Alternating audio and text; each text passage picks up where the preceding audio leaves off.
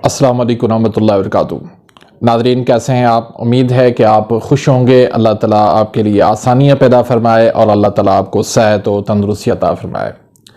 नाज़रीन, आज हम एक नए टॉपिक के साथ हाज़िर खिदमत हैं। आज का जो टॉपिक है वो है इरिटेबल बाउल सिंड्रोम, यानी IBS। इसको बड़ी आंत की सोजिश भी कहते हैं। एक बहुत ज़्यादा तकलीफ़ दह बीमारी है, एक बहुत ज़्यादा तकलीफ़ दह मर्ज़ है जिसमें लोग जो है वो अपनी ज़िंदगियां गुजार देते हैं, लेकिन इसकी असल तशख़ीस और इसका असल इलाज नहीं पहुंच पाते। एलोपैथी की तरफ लोग भागते हैं, लेकिन एलोपैथी के अंदर इस मर्ज़ का कोई इलाज नहीं है। इलाज तो दूर की बात है, इसका काज का आज तक उनको पता नहीं चला कि इसका काज क्या है, असल सबब मर्ज का क्या है। तो इस लिहाज से इसका इलाज एलोपैथी के अंदर ना होने की वजह से लोग अपनी ज़िंदगियां इस मर्ज में गुजार देते हैं।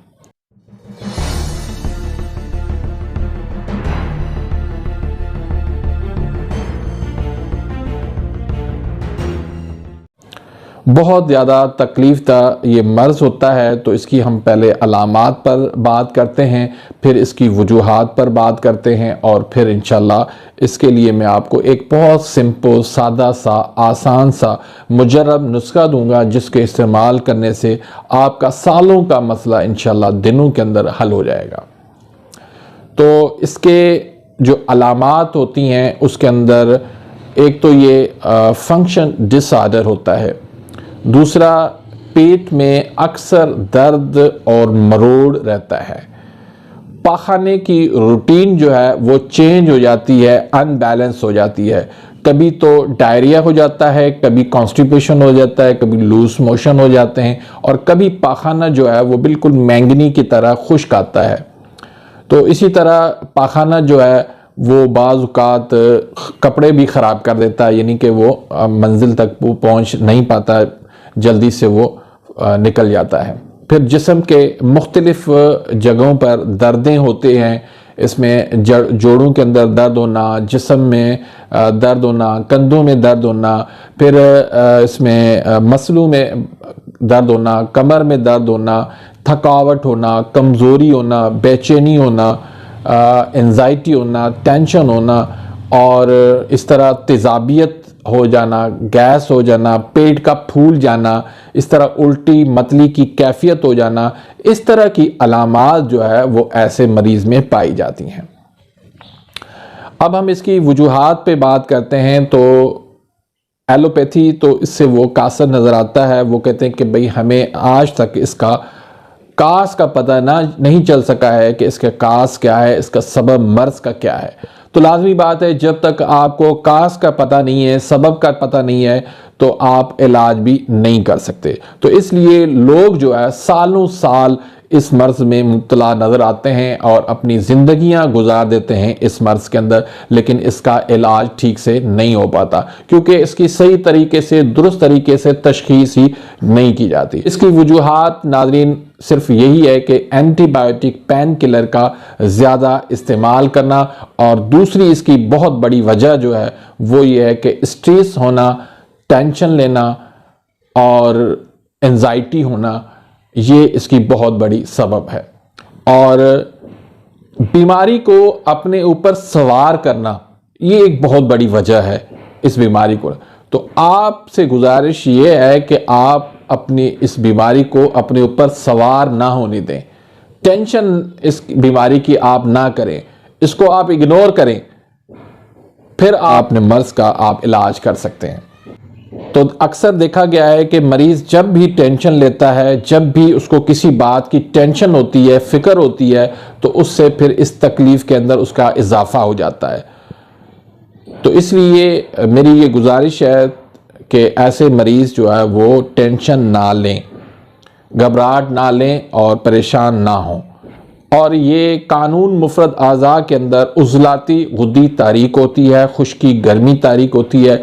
इस तारीक के अंदर दिमाग और आसाब जो है वो तहलील हो रहे होते हैं, तो इस वजह से ये तकलीफ़ जो है वो बहुत ज़्यादा उनको महसूस हो रही होती है, क्योंकि दिमाग और आसाब से उनका राब्ता मुनक़ता हो चुका होता है, सिग्नल्स जो है वो ड्रॉप हो रहे होते हैं, तो जिसकी वजह से इसमें तकलीफ़ ज़्यादा होती है। खुश्की की इसमें अलामात होती हैं, तो तरी से हम इसका आसानी से इलाज कर सकते हैं। तो इसके लिए आपने तमाम तर जो तेज़ाबी चीज़ें हैं, तुरशी वाली चीज़ें हैं और जो तली हुई चीज़ें हैं और फास्ट फूड वगैरह हैं, उन चीज़ों से आपने परहेज़ करना है और आपने ऐसी चीज़ें इस्तेमाल करनी है जिससे आपकी हरारत गरीज़ा जिस्म के अंदर पैदा हो और आपकी रतूबात पैदा हों। तो उस लिहाज से आपको इस तरह की ग़िज़ाएँ लेनी है कि खजूर आप इसमें खा लें, आप शहद का इस्तेमाल करें, आप खरबूजे का इस्तेमाल करें, आम का आप इस्तेमाल करें। इस तरह आप जो है वो दलिया और नमकीन दलिया इस्तेमाल करें इसमें, और इसी तरीके से आप कद्दू, तूरी, मूली, गाजर, पेठे, मूंग की दाल, माश की दाल, इस तरह की आपने ग़िज़ाएँ इस्तेमाल करनी है। लेकिन काली मिर्च में आप इसको सालन को पकाएं, आपने लाल मिर्ची, हरी मिर्च से परहेज़ करना है। तो उसके साथ ये जो नुस्खा मैं आपको बता रहा हूँ, ये आप नुस्खा इस्तेमाल करें, इंशाल्लाह आपका सालों का मसला दिनों के अंदर इंशाल्लाह आसानी से हल हो जाएगा। तो उससे पहले एक छोटी सी गुजारिश रखूंगा कि अगर आपने अभी तक मेरे इस चैनल को सब्सक्राइब नहीं किया तो प्लीज़ सब्सक्राइब कर दीजिए, बेल आइकन घंटी के निशान को प्रेस कर दीजिए ताकि मेरी हर आने वाली न्यू वीडियो का नोटिफिकेशन आप तक पहुंच जाए और आप मेरी वीडियो से मुस्तफ़ीद होते रहें। तो इसी तरह वीडियो को अगर आपने लाइक नहीं किया तो यहाँ पर प्लीज़ लाइक ज़रूर कर दीजिएगा। तो नाज़रीन, नुस्खे के अंदर जो चीज़ें हैं वो आप नोट कर लीजिए। उसमें एक है हल्दी, ये आपने लेनी है 120 ग्राम। दूसरी चीज़ है मुलट्ठी, ये आपने लेनी है 80 ग्राम। तीसरी चीज़ है इसमें सौंफ, ये आपने लेनी है 60 ग्राम। चौथी चीज़ है रेविन खताई, जिसको रेविन चीनी भी कहते हैं, 40 ग्राम। और मीठा सोडा, जिसको सोडा बाइकार्ब भी कहते हैं, ये आपने लेना है 30 ग्राम। तो इसका आपने सफ़ूफ बना लेना है, अच्छी तरह से इसका सफ़ूफ बना लें, बिल्कुल पाउडर की तरह। और 500 mg के कैप्सूल छोटे बच्चों के लिए और बड़े लोगों के लिए 1000 mg के कैप्सूल भर लें। सुबह, दोपहर, शाम एक एक कैप्सूल पानी, ताज़ा पानी के साथ आप इसको इस्तेमाल करें। इसके साथ आप इलायची और सफ़ेद ज़ीरे का कावा बना के इस्तेमाल करें। अल्लाह के फजल करम से चंद दिनों के अंदर आप अपनी तबीयत बेहतर महसूस होना शुरू करेंगे। तो इसी के साथ ही मैं इजाज़त चाहता हूँ, मिलते हैं इंशाल्लाह नेक्स्ट वीडियो में, तब तक इजाज़त, अल्लाह हाफ़िज़।